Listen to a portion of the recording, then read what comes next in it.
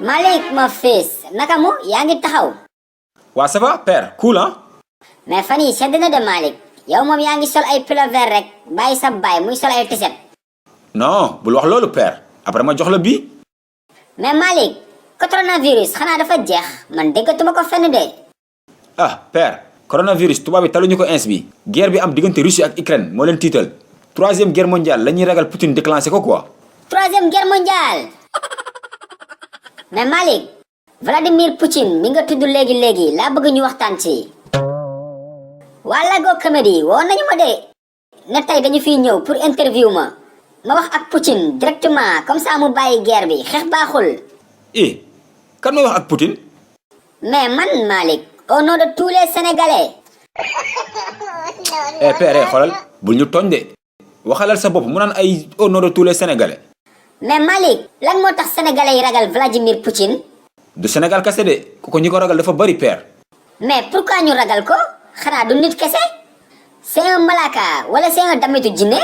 père Russie dañoo am arme nucléaire te su ma juumul ñoo yor missile nucléaire bi gën a puissant ci monde bi Satan 2. Satan 2 mooy ñaari seytaane yow. Satan 2 boobu waxuma la Sénégal mais mun na bombarder 3 pays. Malik ak Sénégal ni mu ngandee nga ni mën na bombarder Dakar ba Tamba ba Vélingara. père kooku mun na raser France yëpp nga naan lan. Malik kon xaaral ma woo waa Lago Comedy wax leen ñu bàyyi interview bi. problème Ukraine ak Russie man sama yoon nekku ci problème Sénégal doy na ma sëkk na ku nekk yam si li nga moom.